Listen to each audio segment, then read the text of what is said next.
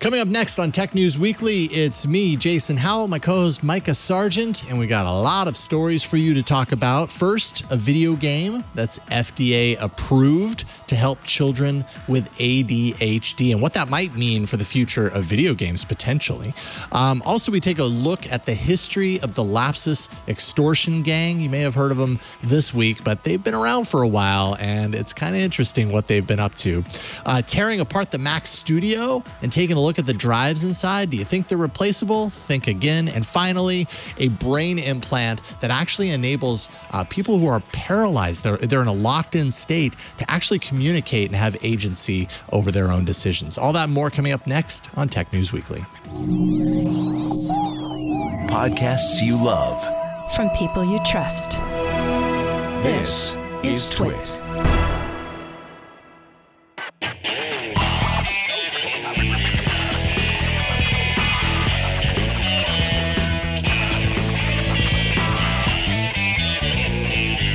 This is Tech News Weekly, episode 227, recorded Thursday, March 24th, 2022. This episode of Tech News Weekly is brought to you by Melissa. The U.S. Postal Service processes more than 98,000 address changes daily. Make sure your customer contact data is up to date. Try Melissa's APIs in the developer portal. It's easy to log on, sign up, and start playing in the API sandbox 24/7. Get started today with 1,000 records cleaned for free at melissa.com/twit. And by Compiler, an original podcast from Red Hat discussing tech topics big, small, and strange. Listen to Compiler on Apple Podcasts or anywhere you listen to podcasts. And by Checkout.com. Modern businesses need flexible payment systems that can help them adapt to change, to grow, and to scale fast. Discover how Checkout.com can help your business thrive at checkout.com/TNW. Hello. And welcome to Tech News Weekly. This is the show where every week we join us. Little Have closer. a seat. This is the show where every week we talk to and about the people making and breaking the tech news. I'm one of your hosts, Mikah Sargent. And I'm the other guy, Jason Howell. And holy cow, what a morning. It has been a morning, folks. A morning of change, a morning of panic. Sometimes we could I think we can pull back the curtain just a little bit because at the end of the day, we're humans and we're doing a show that's an interview show. And sometimes things don't always go the way you plan. Sometimes we're right down to the wire, like, what is this show actually going to be? And we're like an hour away. But you know what? At the end of the day, it always works out. We always make it happen. Yes. So. In fact, speaking of making it happen, this is how our first interview is going to go. We had originally planned an interview with the co-founders of the company that I'm going to be talking about in a second, but due to some scheduling issues, we were not able to have them join us. So instead, because I think this company is so cool, I'm still going to talk about it because I want to share this with all of you and I want to hear Jason's thoughts on it. And I think that what they're doing is really neat. The company is called Deepwell Therapeutics. And what Deepwell aims to do is be a gaming company, both a publisher, but also kind of a person or a group that helps along the way as consultants, and then also game creators themselves. It's Deepwell DT. It stands for Digital Therapeutics. For mental health. I want to start, though, by kind of kicking things back, because you may go, okay, mental health for gaming, tell me more. Actually, back in 2020, and we may have even covered it on the show. I think we might have, actually. Yeah, now that I'm thinking about it. Yeah. The FDA, the Food and Drug Administration, approved the first prescription video game. This was a game that was approved for kids with ADHD. And this was, mind you, 7 years of studies that they went through to determine the efficacy of this game. So it's called Endeavor RX. It was called Project Evo in the early days. And this video game is for kids, it says, between the ages of 8 and 12 years old with ADHD, 7 years of clinical trials, studied 600 children to see if the game could make a difference. In it, the quote is that they saw improvements in ADHD impairments following a month of treatment with Endeavor RX that were maintained for up to a month. It's important to note that the study that is being quoted, the study that the company cites, was done by their own research scientists. In the study, it says, who did it. So you always need to keep that in mind. However, it did get approval from the FDA to be prescribed as a game to help treat ADHD in kids. So if we start there, and then we think about what's possible from that point, you've got ADHD, and we know that different parts of the brain activate more or less in ADHD than a person that's neurotypical. And so if you can perform activities that focus on those parts of the brain, then you can start to see improvements in someone's ADHD impairments. In fact, many folks with ADHD will tend to lack hand-eye coordination because that motor cortex part of the brain functions a little differently in a person with ADHD. And so practicing things that require hand-eye coordination help to strengthen that part of the brain, help to strengthen the neurons there. And of course, I'm using very generalized terms here. That is not what a neurologist would say. Strengthening neurons, they don't have muscles. But to improve upon the communication and the connection that happens there, when you start to go sort of A plus B equals C, you can understand how this kind of thing works. So the thing about this is that there's so much that goes into being able to get anything approved in the first place by the FDA. Also thinking about how this is a newer field of treatment, that comes with its whole set of concerns and issues. And then you think about, how do I distribute it? Where does it go? How can I create a game that is both fun and can also be one that can be used for treatment? All of those things are what Deepwell Digital Therapy is trying to provide. So what they did is one of the co-founders' name who we're going to talk to is Ryan Douglas. The other co-founder who we were going to talk to is Mike Wilson. Ryan Douglas is a medical expert. Quote here, a noted expert and innovator in the field of mental health, artificial intelligence, and surgical robotics. Ryan has been on the front line of breakthrough therapies in healthcare. And then Mike Wilson, one of the most prolific executive producers in the history of the games industry, has 100+ games brought to market, 75 million sales globally.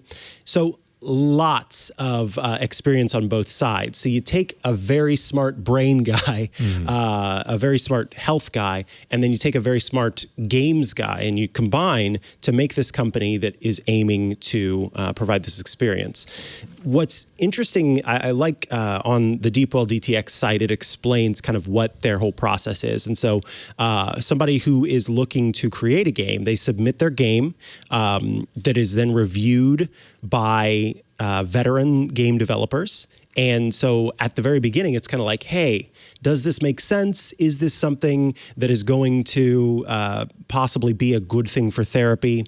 After that, they've built a toolkit that helps to incorporate the actual therapeutic technologies. So imagine that you're a game developer who's just making a regular game, but you go, you know what would be nice? If we added some therapeutic benefits to this game. So you can submit a game and they're like, oh, this is a really awesome game. And we can see like, oh, these puzzles that you have in your game, those would be great to help with mental health in some way. Then it can get certified for treatment. So their team is going to help them with the mental health concerns, including stress, anxiety, depression, PTSD, OCD, and addiction. And then last but not least, they can help you get your game published. So this is kind of the first big one that I've heard that's working on this so fully. And what I like is that Douglas says in the Verge interview that it says, we don't necessarily make the game therapeutic. The games are therapeutic, and we can deliver it as a therapy. And so the point there is like, we may not know the therapeutic quality that already exists in games, and so it's kind of teasing out the potential there. Because again, let me go back to what I was saying before. I should note, I back in college went to a neuropsychologist and had my brain scanned and did the whole talk therapy part of things and was diagnosed with ADHD. So I have known I've had ADHD for years, and because of who I am, I of course did a lot of research on it because I just like to know as much as possible. And so I know a whole lot about I'm doing this because the hand-eye coordination thing is a big thing. I'm never big into sports as a youth, partially because I was not good at them and I did not like making a fool of myself. And so come to find out that my brain as a neurodiverse brain is unique in that way, and that I can work to strengthen that part of my brain and that can improve things. Even a standard video game, a one where you are, say, a soldier that's going after zombies or something, the trigger and the moving the joystick to try and line things up, all of that is actually working on the brain. So they're kind of making the point there. Look, this is something that may already exist in your game. Let us help you bring it to a new audience and in a new way that can then show how it can help with these different things. So I'm interested to see, because right now, ADHD is, and I want to be clear, as I say, it's the easiest. I mean that in the sense that, as I said, there's a whole history of how games already help someone who has ADHD with the motor cortex functioning. But let's think about PTSD, OCD, all of these other ones that may be a little bit more challenging to target, to try and combat. And I'm really interested to see what they do with that for sure. I'm curious, if your child was prescribed a video game, you're in the tech industry. Yeah. You know tech. So I have a feeling that you would be less skeptical about it. But as a parent in general, how do you think sort of the average parent would react to their child's therapist saying, you know what? It's time for them to sit down and play this video game. Screen time, baby. Yeah, right. I know, right? It kind of goes counter to what I think many parents, I imagine anyways, think about screen time and its effects on children, right? And as a parent of kids, 12 and 8, I was having this conversation with him literally this morning because, I had to come here and it's like, please don't be on the TV all morning. Like at 11 o'clock, can you turn it off and just figure out something to do that's like not technology because you've been watching it for a couple of hours. Just figure something else out. It's a constant struggle as a parent to try and find that balance and say, hey, this is actually healthy for you to get some distance and to take a step away and to do something else.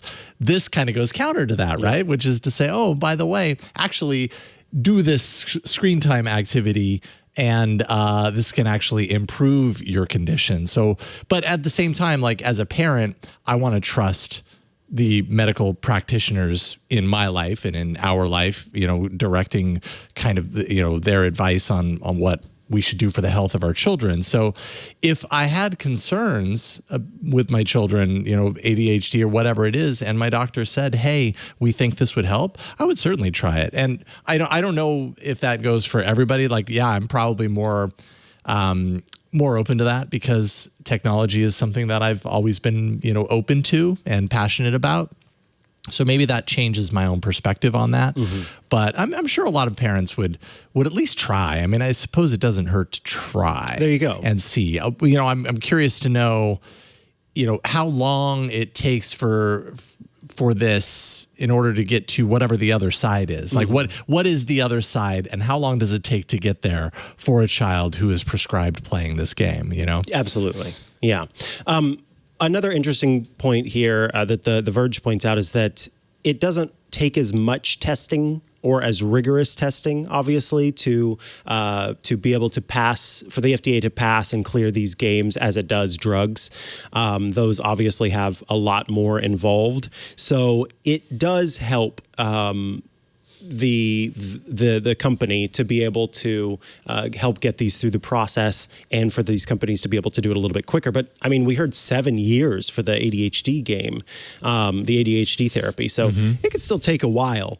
But I do like the idea of then, if you've already got a game out there and you are looking at sort of the therapeutic benefits that could be part of the game, I think if I was a game developer, I would want to go through the process just to see, are there any parts of my game that do lend themselves well to helping with OCD or something like that? Yeah. And then it starts to get your thinking going forward. How could I make games that have even more of this built into it? Yeah, that play mechanic. Exactly. And add that in. And, if this gets to a point to where there is some sort of, like I'm thinking of, game, the packaging on games where it has like the rating, right? Yes, yeah. And maybe there's a little symbol that signifies, you know, like this game actually has, it passes the threshold of having enough of these elements where we can put this logo on there that says this is clear, this is beneficial to children with ADHD or whatever that looks like. Kind of like how Cheerios say can help lower your cholesterol level. Right. Like that kind of thing. If you do it right, it can help with that. So that's that would be interesting. Which is not necessarily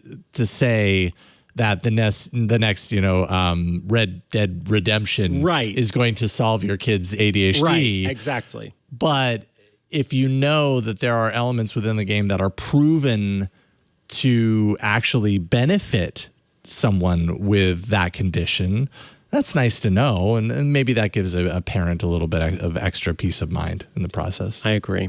Yeah. So yes, that is Deepwell Digital Therapies. We'll be keeping an eye on Digital Therapeutics. We'll be keeping an eye on that company, and who knows? Maybe we'll have the co-founders on in the future when they release their first game, because I know that's something they're working on, but they're keeping very tight-lipped about it.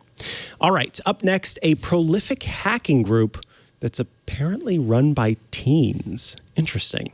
But first, this episode of Tech News Weekly, it's brought to you by Melissa. You've heard of Melissa. To ensure your business is successful, your customer information needs to be accurate. And Melissa is a leading provider of global data quality and address management solutions. Melissa is both experienced and independent and has 37 years of data quality expertise, which explains why more than 10,000 businesses know them as the address experts. Melissa has a renewal rate of more than 92% because 25% is the typical ROI for Melissa customers.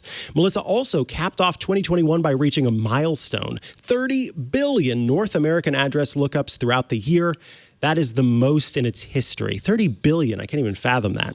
You can verify addresses, emails, phone numbers, and names in real time with Melissa.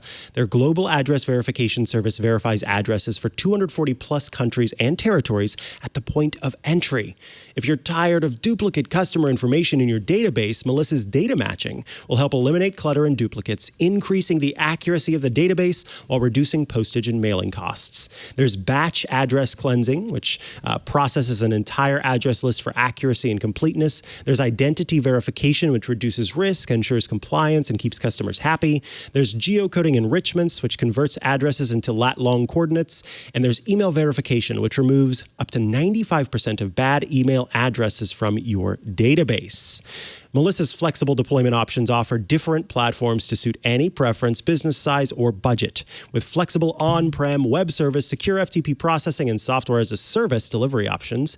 And Melissa also has their new Lookups app that's on the App Store for Apple and Google to search addresses, names, and more at your fingertips. Melissa continually undergoes independent security audits to reinforce their commitments to data security, privacy, and compliance requirements. That means they're SOC 2, HIPAA, and GDPR compliant. Melissa's industry-leading products and services empower improved business communications, more profitable customer relationships, and competitive advantage. Their global support center offers 24/7 world-renowned support if you sign up for a service-level agreement. So inquire today. Melissa continues to go above and beyond, too. They were named to the Data Quality Magic Quadrant by Gartner for the second consecutive year. Oh, and G2 Crowd's 2022 report ranks Melissa as a leader in both address verification and data quality software. So make sure your customer contact data is up to date. Try Melissa's APIs in the developer portal. It's easy to log on, sign up, and start playing in the API sandbox 24/7. Get started today with 1,000 records cleaned for free at melissa.com/twit. That's melissa.com/twit. So earlier this week, you may have heard of a hacking group called Lapsus. definitely getting a lot of attention because they have a lot of big name companies kind of in their wake, right? Microsoft, Ubisoft, Samsung, Nvidia, and then also Okta, which happens to be a very prominent identity management platform. So big time stuff. It's an impressive list for an extortion group as they are, and especially because apparently they're run by a bunch of teenagers. That's what we're finding out anyways. Joining us to talk about the group and some of the latest news involving its possible arrest is Joseph Cox from Vice, who's actually joining us with the equipment that he has on hand right now. So apologies for the lower quality connection, but we're super thrilled to have his insight on the show today. Welcome back to the show, Joseph. Thank you for having me again. Yeah, absolutely. I love your reporting. It's great to get you on. And you've actually been kind of covering and writing and thinking about Lapsus for longer than just, the past week, let's say. They came into your radar a while back. Why don't you kind of set the scene as far as like where your knowledge of what they were up to kind of began? How did that begin? Yeah, sure. So last year, either June or July, we revealed a data breach at the gaming platform, the gaming giant Electronic Arts, EA. And some hackers had stolen a bunch of data and they were threatening to release it, trying to extort the company. And very unusually, the hackers tried to get me to deliver their extortion message to EA because they couldn't figure out who to send it to. And then EA asked me to put them in touch with the hackers. And basically, long story short, it was very messy, very, very sloppy. And that kind of indicative of Lapsus on the extortion side. But on the actual hacking side, they're clearly very, very effective. Because after EA, as you said, they then broke into a bunch of other companies, including Okta, that we'll talk about in a bit. But they're simultaneously really bad at what they do and at the same time exceptionally skilled as well. Yeah, I mean, they might not be so effective at at covering their tracks or pulling these things off. Kind of, it's almost like they have a hard time sealing the deal, but they can really get through the front gates if they need to. Now, yeah. Oh no, that's totally right in that, and I think that's kind of why cybersecurity professionals have maybe not paid enough attention to them, right? Because they see these sloppy extortion attempts. They seem very unprofessional and maybe, we don't need to take them very seriously. And then fast forward a few months and they're breaking into Microsoft, Samsung, Nvidia, the biggest tech companies on the planet. So maybe it was a mistake to sort of, undermine them or at least not see where they were potentially going here. Yeah, exactly. Now, the earlier kind of introduction or your earlier introduction had to do with SIM swapping, which seems to me on its surface to be very different from where we're at right now as far as what they're doing with these, these most recent kind of breaches. Or is it like, is that seemingly a part of what they're doing now in some way, shape, or form through social engineering or whatever the case may be? Or are they just, in your estimation, kind of leveling up their abilities, from the previous experience? Yeah, it's a really good point. So generally in the SIM swapping community, which is a very loose collective of hackers who will trick a telecom into sending text messages and phone calls destined for one person to a SIM card they control. And they break into accounts and steal Bitcoin or they steal usernames, the sort of stuff we've spoken about previously on the show. They have started to branch out generally to other tactics. So that'll be buying login credentials, that could be doing more forms of social engineering. And Lapsus is one of those groups that has done that. But to like a greater extent, to the point where they're not just doing SIM swapping, they're then buying login cookies. And then eventually they're even putting password stealers inside target networks, which is at that point, that's just straight up hacking. They've left the SIM swapper ecosystem to just become hackers. But it's super important to remember where they come from, which is the SIM swapping community, because that just puts all of their sort of bravado and targets in context. Some of the security researchers I spoke to, they said, it's very unusual that Lapsus is so public, and they announced the breaches. And I mean, I totally disagree. This is what SIM swappers do. They break into stuff, they beef on Twitter, they flex to each other on Discord. And when you approach Lapsus in that context, everything makes a lot more sense of just how reckless they are. Yeah, reckless, great word. It really seems that way. So, so then, and we'll get to the arrest, I think, in a little bit, but I'm just kind of wanting to kind of set the stage to leading up to that. What exactly has happened in the last month? I was going to say the last week, but really, like, it was less than a month ago that we heard about the source code leak, the Samsung leak, and then, now, of course, Microsoft has been big in the news this week as far as the source code there, and of course Okta, which we can talk about as well. But catch us up on a little bit of the details there. What have they been targeting? How are they releasing that? And how are they being so vocal about it? Like, how are they pulling that off?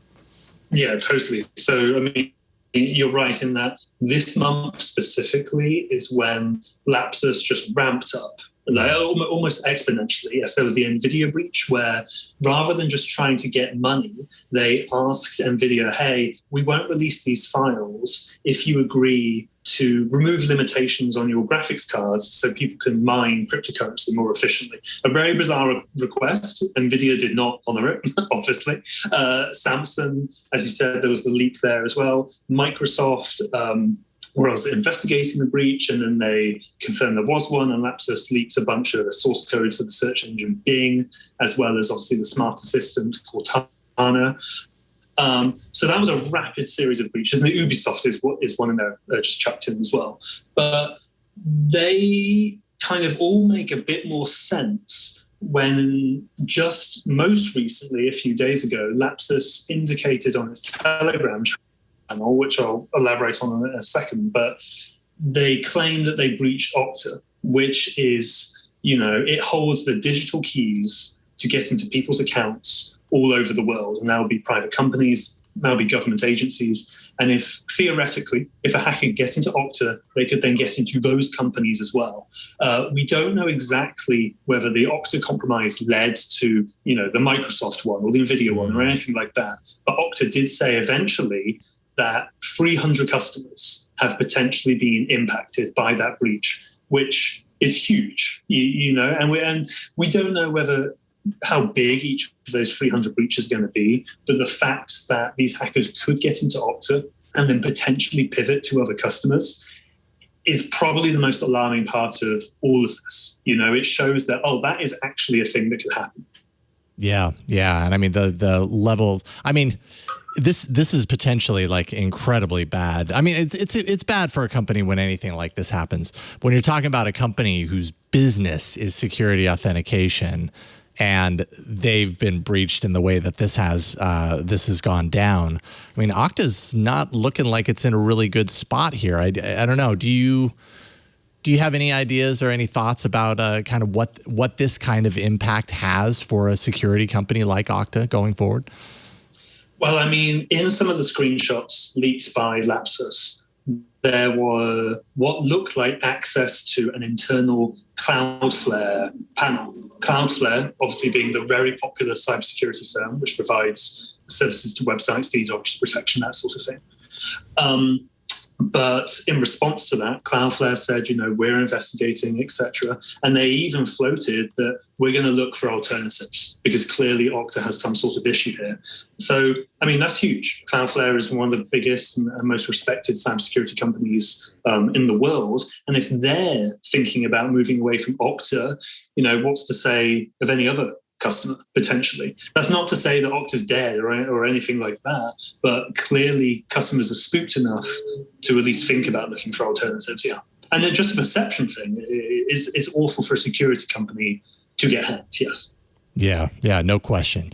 And finally, we've got this late breaking news, which, I mean, really was this morning. I think last night, I heard the news that I saw a Bloomberg reporter saying, hey, we've got information that there's this teenager in I think Dublin, I believe was where it was, who might be behind this, and then wake up this morning and boom, many arrests. What can you tell us about that real quick before we let you go? Sure. I mean, that name that Bloomberg reported on has been floating around, not just in the threat intelligence world, but definitely online as well. I think a few people saw it, but we don't know how that name then got to law enforcement. That's sort of an open question, but it would be very easy for them to find, no doubt. The actual news of the arrests is that, as you say, this morning, British police arrested 7 teenagers in the UK suspected of being linked to the Lapsus group. They wouldn't clarify whether any of the ones arrested was the individual who was named in that Bloomberg report. Maybe not. But, we'll see what happens now with the group, because some people suspected they had members also in South America as well. So if the group keeps on going, it'll be interesting to see. Yeah. Interesting indeed. And I don't think this is the last we're hearing about this. I think it's going to continue developing, at least, in the coming weeks. So thank you so much for hopping on with us, Joseph. I realized it was kind of last minute, but Joseph Cox writes for Vice, and I love your reporting. So keep it up. We appreciate your time. Thank you. Thank you so much. All right. Take care. All right. Up next, the beauty, the Mac Studio. Yes, you know all about it. Gets disassembled, gets torn apart at iFixit. That's up next. But first, this episode of Tech News Weekly is brought to you by Compiler. That's an original podcast from Red Hat. It's a fantastic podcast discussing tech topics, big, small, and strange. Compiler actually comes from the makers of Command Line Heroes, which also happens to be another of our sponsors. It's hosted by Angela Andrews and Brent Simoneau. Technology can be big, it can be bold, bizarre, complicated. We talk about those topics on this show all the time, and to show you all the ways in which they are all of those things. Compiler also unravels industry topics, trends, and the things you've always wanted to know about tech. And they do that through interviews with the people who know it best. On their show, you're going to hear a chorus of perspectives from the diverse communities behind the code. Compiler actually brings together a curious team of Red Hatters to actually tackle the big questions in technology, like what is technical debt, or what are tech hiring managers actually looking for? And do you have to know how to code to get started in open source? Episode 2, in fact, covers what can video games teach us about edge computing. The internet, as you know, it's a patchwork of international agreements, varying infrastructures, but there's something coming to change the ways that we connect. And in this episode of Compiler, hosts explore what edge computing could actually mean for people who enjoy video games, and what this form of entertainment could actually teach us about the technology. Another episode, episode 9, how are tech hubs changing? Traditionally, if someone wanted a career in technology, they actually had to move to a tech hub, right? Like the Bay Area is a huge tech hub, a city that's packed with startups, packed with talent. You had to actually be there physically, but things are starting to change a lot, as we know, especially in the last couple of years. The hosts of Compiler speak to a few of the change makers who are actually thinking outside of the physical and social dimensions that we've come to associate with innovation. And yeah, I mean, as far as this episode is concerned, it's perfectly timed, because holy cow, tech hiring is just completely different now than even a couple of years ago. Things have shifted dramatically. They talk all about it in episode 9. You can learn more about Compiler at red.ht/TWiT. And new episodes, they're out now. You can go and download them at any time. Make sure and check back for new shows as they publish those. Listen to Compiler on Apple Podcasts or anywhere you listen to podcasts. We'll also include a link on this episode's show page, and our huge thanks to Compiler for their support of this show, Tech News Weekly. Thank you, Compiler. All right. So anytime there's a fun new gadget or gizmo, it tends to be that I knock over my water bottle. It also tends to be that iFixit, the folks who are dead set on making sure everybody can fix their gadgets, their gizmos, and that things are as repairable as possible. Thank you, iFixit. I often am sending links to family members and friends. Yeah, super helpful. Here's what you need to know. They have gotten a Mac Studio the new Mac Mini / Mac Pro device from Apple and were able to tear one down. This is the second teardown video I personally have seen. There was a teardown video of the M1 Ultra Mac Studio. That is the Mac Studio computer with the M1 Ultra chip from Apple, which is essentially an M1 Max and an M1 Max combined to make one chip called the M1 Ultra. But iFixit tore down the M1 Max, which is the one that I think more people are going to be getting than the M1 Ultra, which is quite a bit more money. So oftentimes with this comes some really interesting tidbits. And in fact, the headline kind of kicks things off. It says, Mac Studio teardown, no upgradable storage yet. So the reason why they're talking about this is because that they're talking about upgradable storage is because when the M1 Ultra Mac Studio was torn down by a YouTuber. The YouTuber had popped open the inside and saw some ports inside that looked like places where a user could pop in some solid state drive storage space. That was, well, actually, it's not even quite SS. I mean, the drives, the chips are solid. So in that way, it's solid state drive storage, but it's a newer technology. Anyway, point is, there were places where you could put more memory. That's what we'll go with, or more storage space. And so the person was super excited. Oh my gosh, it's user upgradable. They didn't mention this on stage. Da, da, da, da, da. Immediately, as a person who has been watching Apple and covering Apple for so long, I knew that that was not the case. Something like user upgradable storage would be something that Apple would have mentioned on stage. Mm-hmm. And that they did not told me that that was not what those ports were going to be. Lo and behold, some different folks attempted to install storage into those slots and were unable to get it working. So one example of this was, I believe, another YouTuber who had two M1 Mac Studios. They were both Ultra models, if I remember correctly, and had opened one of the Mac Studios and the other Mac Studio and taken one of the storage drives out of the Mac Studio and tried to pop it into the other one. When they booted it back up, it showed a flashing light, a little amber light. That amber light meant that it was in basically a hardware or a firmware recovery mode, which Apple calls DFU, and that it was not working. So Ars Technica, and I will give you this link, John Ashley, did kind of an explanation of what was going on and why it was not working, why the device was glowing with that amber light.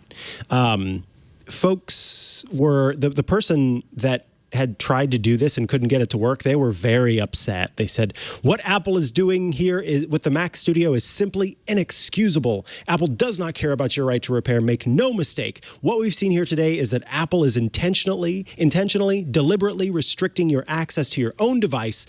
In my opinion, this is actually worse than soldering the storage onto a logic board, said the quote. No. That's not what's going on. So it turns out that back in the old days, even just as old as my Intel MacBook Pro, the storage, in this case, the storage that is in here is soldered to the motherboard. Okay, so that it's not user changeable. Right.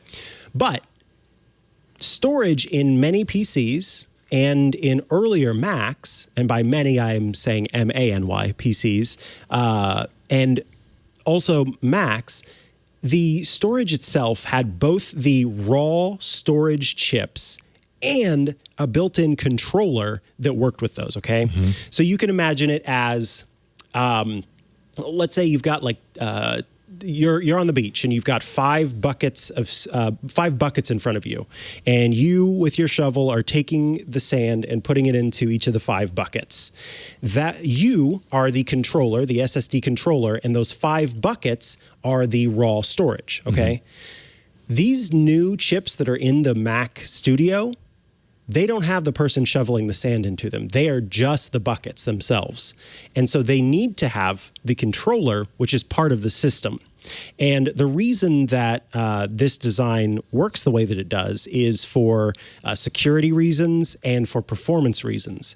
If the controller is part of the chip itself, like the main chip, as opposed to just being that raw storage space, then you can imagine now I'm an octopus instead, and I've got 4 buckets over here, 4 buckets behind me, and I'm able to shovel sand into all of them at the same time. I love this Pixar movie. Yeah, exactly, right? There we go.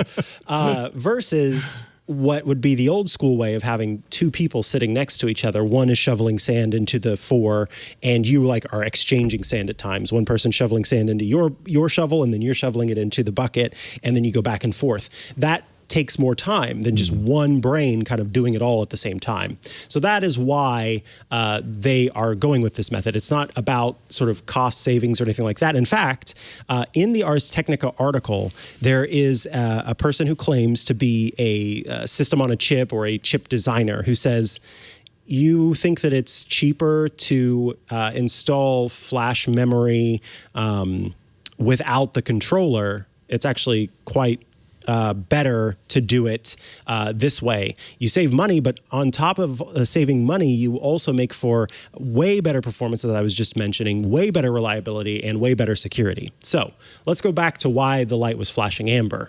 That is because because of the Mac's built-in security system, each of the sort of storage drives, or these chips, have a unique encrypted encoding to the system that they're running with. So then the theory is, if you can completely reset the Mac Studio with those raw storage drives in there, then it would write a new encrypted sort of pairing between the raw storage space and that octopus controller that's shoveling sand into all of the buckets.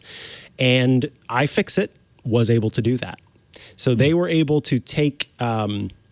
They have not yet been able to sort of double the storage. So they couldn't take one Mac Studio and then it already had one raw storage drive in one space and nothing in the other. And then they took it and added one. And with those 2, even after doing the reset, they were not able to get it to work. However, they were able to take one storage drive out of another Mac Studio and pop it into the other one on its own. And where that YouTuber that was very upset tried to do that and could not because they didn't reset it, iFixit did reset it, and then they were able to get it running that way. So there are a couple of things to understand here, is that as Ars Technica points out, and as iFixit is kind of learning, it could be that because these devices are so new, when the Mac Studio runs into this issue and then tries to go online and grab the firmware, that firmware is not available yet because these are still not out to a lot of people. That's actually happened in the past with review units for folks who, like with press people, and that could be the case here. It could be that if the chips are made by 2 different manufacturers, that's enough to make it so that you can't use them both. There's a lot to sort of understand there, but just anybody who decides to take the lid off of their Mac Studio, if you see those ports and you're like, I can upgrade this, be aware that that may not be possible, and that is because it is not what you're thinking it is in terms of it being just SSDs you can sort of click into the place. It's just those buckets that are there. It could also be, and again, this is speculation, but I've heard this from a lot of folks, right, that this could be an Apple serviceable upgrade. So you could potentially, at some point in the future, when Apple has more chips available, because whenever the shortage is less, you could take your device into Apple and say, I want to double the storage now. But as it stands, if you want more storage, your best bet is to just start with the more storage in the first place. Which we're pretty used to on certain models of Apple devices. Yeah, that's a typical way of doing things if you are an Apple user, outside of the Mac Pro, which of course is completely upgradable and swappable. Well, and you've got the Thunderbolt, so you can just do the expanded drives there. And that's always been my method is, even though with this MacBook Pro, it does have a lot of storage, so I haven't had to do that as much in the past with the ones that had less storage. I just had an external drive for that. Right. The other things to note about the Mac is the new Mac Studio is It's exactly what we thought in terms of how much of the computer is actually computer and how much of it is the huge heat sinks and fans and blades. It's got a little speaker built into it for making beeps at you. So there's some stuff going on the inside, but it's like there's hardly any computer inside, just packed in there. And that is because that is the same chip that is inside of an iPad Pro, that is essentially the same that's inside of the latest model iPhone. But if you provide more cooling, then you can run it even faster. You can, your clock speeds are higher, and so it can do so much more.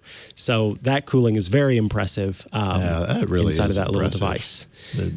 What they're doing right now on this end or this level of their desktops is really impressive to me. Wow. I really want to upgrade to one of these, but again, I'm in a position where I'm like, but I don't know that I absolutely need.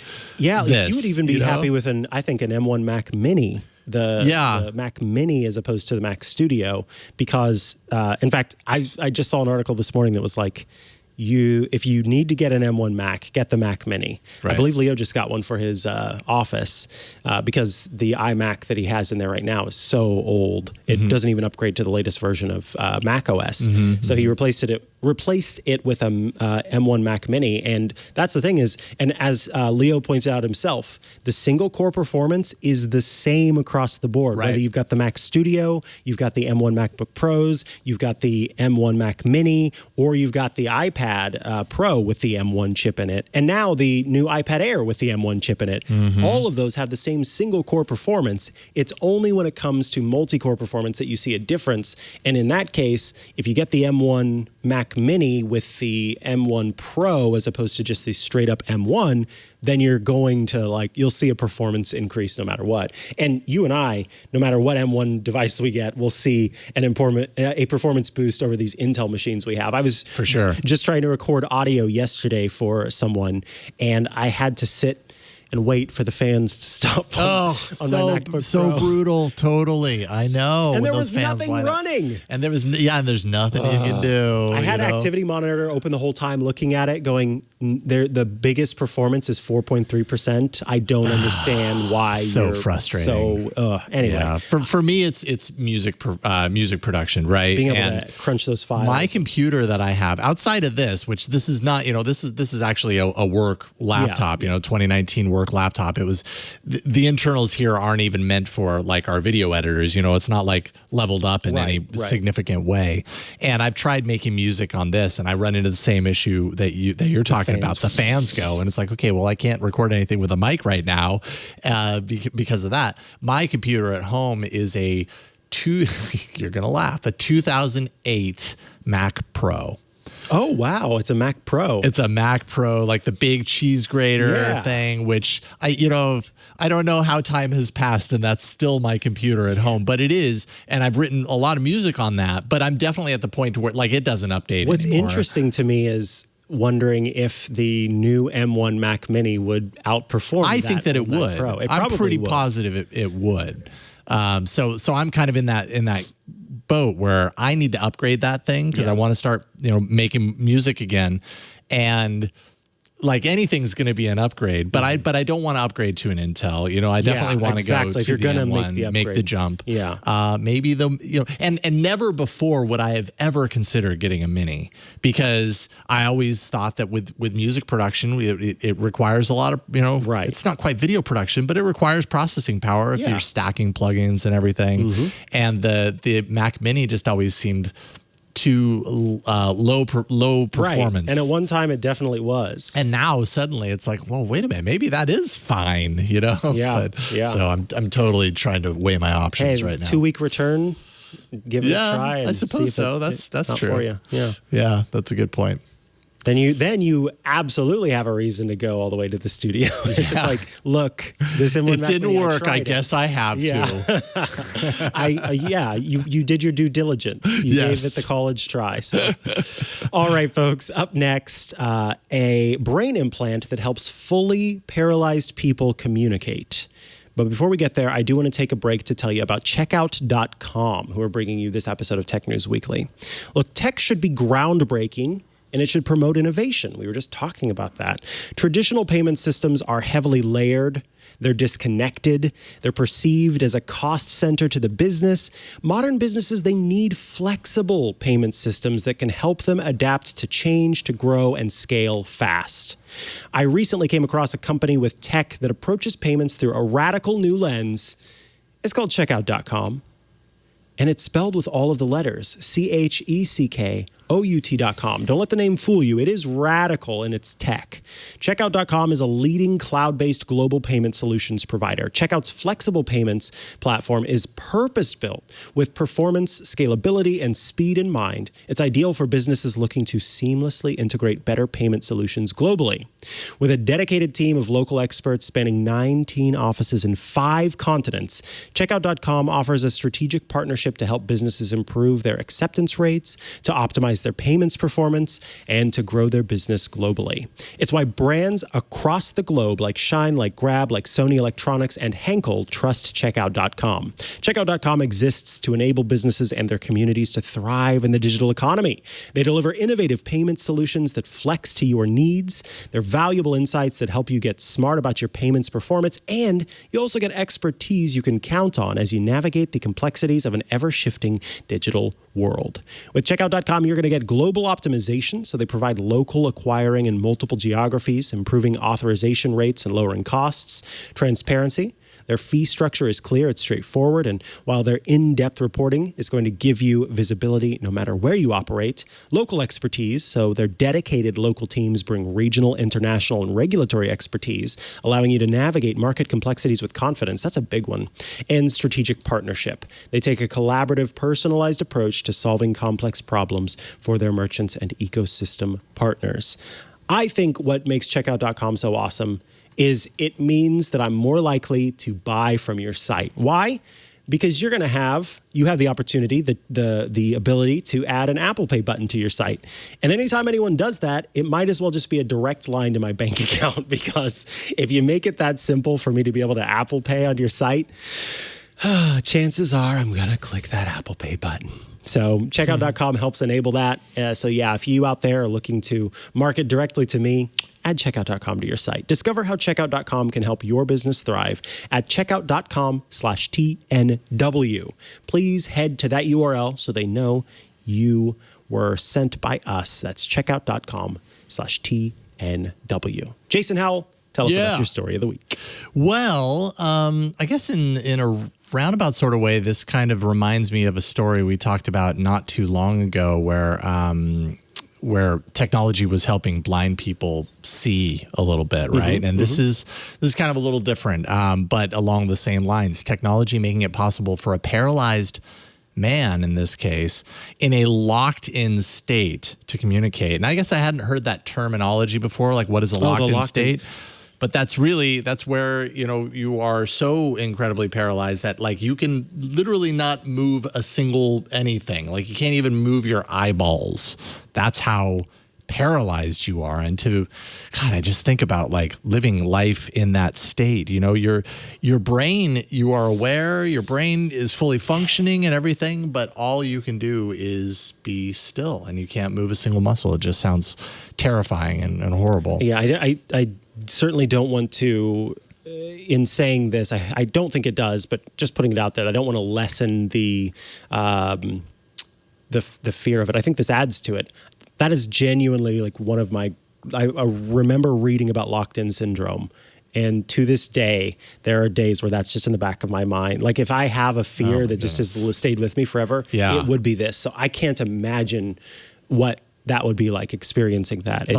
It's terrifying. Yeah, terrifying for sure. Well, the New York Times has a story about a biomedical engineer named Ujwal Chaudhry. I might be mispronouncing your name. I'm sorry. He has a study that just published this week that demonstrates some pretty interesting stuff. He worked with a patient suffering from amyotrophic lateral sclerosis. There we go. I knew the first word was going to trip me up, which is basically a deterioration of the brain cells that handle motion of the body, right? So that's the paralysis part. With that, the man could not move at all. Like I said, couldn't even move his eyeballs eventually, completely locked in. Chaudhry worked with the man. At one time during his work with this man, or at one time in this man's life before he became completely locked in, he was able to move his eyeball in a way that he could communicate simple yes and no answers to his family, right? Well, at a certain point, that began to deteriorate even more, and the family recognized this. And so they reached out to Dr. Chaudhry and Dr. Birnbaumer, who is a brain-computer interface tech pioneer. They basically said, hey, we're going to lose contact or communication with him. Is there a way to create an alternate communication system so that we can still communicate with him once he loses movement in his eyeballs? And, apparently, by the way, the man did give his approval for his work, so he could still kind of, have agency over the decisions. That's good. Yeah. I just thought the whole process was cool. So I'll just kind of read through some of what they did to kind of get to where they got. Their work involved placing 2 implants in the brain directly on those parts of the brain that involve body movement. And then the man was asked for months to begin with to imagine moving parts of his body. And they were doing this to see if by imagining moving those body parts, it would stimulate a reliable brain signal, right? Apparently, after months of doing that, it didn't really work. So they back to the drawing board. The second step was to play a sound, and so the sound would either be a high note that represented yes, and a low note that represented no. And those were the target notes, essentially. And then over time, the man would work on somehow thinking through this to generate the tone in response. So he could basically think enough to create a tone through the system that they created. And if that tone wasn't quite on the same pitch as a yes or no, he could detune it up to say yes or down to say no. And once he matched, then they would know that was his answer, right? Yes or no, to get a match. And eventually they were able to do this where he was it was consistent, right? Wow. Consistent outcome. So he was able essentially through that to communicate. And he said later that what he was doing to make that happen, how he best described it is he was imagining his eye movement was creating this pitch change, which is just that's so crazy. Cool. I don't even understand how you create systems that do this, but it's so cool that you can. So eventually the system broadened out, and they created groupings of letters that they put into 5 different color buckets. So they might have 5 colors, right? And the alphabet has a certain number of letters in red and a certain number of letters, A through E in red, D through whatever in blue or whatever. So they grouped them. And then through the system, they would say red, and they would wait. And, would he say yes or no? And so if he says yes to red, then it's like A, no. B, no. C, yes. Okay, so his first letter is C, and they would, and so eventually they created this system, and it was slow. I think it was 1 letter per minute, and not 100% consistent. But at a certain point, they got to a point to where these sentences were starting to make a whole lot of sense, right? I think his first sentence was, so there was one day where they realized they had the breakthrough and that it was working. The second day they asked him to write out a sentence, and he said, first, I would like to thank Niles and his Birnbaumer, which kind of makes sense. It makes sense enough. Dr. Birnbaumer is the doctor, so there was some lost in translation there, but you understand what he's saying. He also said, Mom, head massage. So he wanted a head massage, right? He says, everyone must use gel on my eyes more often. Oh. So now he's starting to get to a point to where, even though he's locked in and can't communicate, he's able to tell them what his needs are. It gives me goosebumps thinking about it. Man, another one, a craving. He said goulash soup and sweet pea soup. So apparently he was having a craving, to eat for lunch or dinner or whatever. But just a really cool kind of exploration and report. And it's just one of those things that when I read it, I was like, man, technology is cool that you could do that. That's the stuff that makes me love technology. It's not the teardown of I get excited about that in its own thing, but the stuff that actually makes me love technology is this. I mean, just imagine if everything works out and, people are better about the climate and all of that, and we're here, hundreds of years from now. What we'd be able to potentially achieve. That maybe locked-in syndrome would not be a thing anymore, Yeah, or maybe it is a thing, but it doesn't not a completely debilitating. It's not 100% locked away. This was just as a reminder, this was just one patient, right? Mm-hmm. This is one study with one patient. There's a ton of research that still needs to happen here, but a lot of really positive outcome on just this one example. The article does point out that this sort of communication tool could actually give locked-in patients agency over their livelihood like we're talking about, but also could involve their own decisions around euthanasia, which is a hard thing to talk about, but important, I think, to consider for someone in that situation. Because I'm sure that, God, could you imagine being locked in that scenario and having no way to communicate, no agency, and just realizing I don't want to do this anymore. I could put myself in that position. Yeah. And I have to imagine that's where I would be eventually, where I'm like, this 100%. I don't know that this is worth it for me. Even something as small as not getting enough eye drops. Yes. Yeah. So this might be a way to give them that sort of control over their lives and everything. So anyways, I thought it was a really cool study. And I hope that we hear more about that developing over the coming years. Yeah. Interesting stuff. But we have reached the end of this episode of Tech News Weekly. So thank you so much for watching and listening and sticking with us through some technical difficulties. We do this show every Thursday at twit.tv/TNW. So go to that link. You can subscribe to the show in audio and video formats. You can jump out to YouTube. Everything that you need is right there. twit.tv/TNW.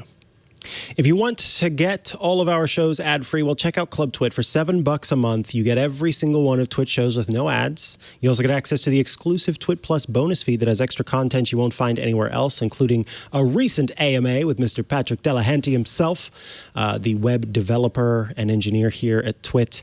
You also get access to the members-only Discord server. That's a place where you can hang out with your fellow Club Twit members and those of us here at Twit. If that sounds good to you, twit.tv/clubtwit, $7 a month. Go check it out. Support us directly. Get those warm, fuzzy feelings for knowing that your favorite podcasts are supported by you. If you use Apple Podcasts and would like to support a show directly, you can do that. You just type in Tech News Weekly in the search field, find the audio version of the show, and subscribe for $2.99 a month. That way you get an audio feed that's ad-free, $2.99 a month on Apple Podcasts. If you want to follow me online or check out the work that I do, I'm at Mikah Sargent on many a social media network, or head to chihuahua.coffee. That's CHIHUAHUA.coffee, where I've got links to the places I'm most active online. Check me out in 2 days on Saturday for The Tech Guy with Leo Laporte, where we take questions from all over the United States and around the world and try to help you with everything but your printer. Although sometimes printer questions make their way into the show as well. And then you could also check out my show on Tuesday, iOS Today, which I record with Rosemary Orchard, fantastic co-host, where we talk all things iOS, tvOS, watchOS, HomePodOS. It's all the OSs that Apple has on offer. Jason Howell, what about you? Well, I'm on Twitter at Jason Howell. Pretty easy to find me there. I'm also here on Twit. On the Twitter and the Twit. Twit.tv/AAA for All About Android is the Android show that I do every Tuesday. And so check that out. And then, that's really about it for now. Big thanks to John Ashley for everything, especially today. Big thanks to Burke for everything, especially today. And big thanks to you for watching and listening, especially today. We'll see you next time on Tech News Weekly. Bye, everybody. Goodbye. Hey, I'm Rod Pyle, editor of Ad Astra magazine, and each week I'm joined by Tarek Malik, the editor-in-chief over at space.com, in our new This Week in Space podcast. Every Friday, Tarek and I take a deep dive into the stories that define the new space age. What's NASA up to? When will Americans once again set foot on the moon? And how about those samples from the Perseverance rover? When are those coming home? What the heck has Elon Musk done now? In addition to all the latest and greatest in space exploration, we'll take an occasional look at bits of spaceflight history that you probably never heard of, and all with an eye towards having a good time along the way. Check us out on your favorite podcatcher.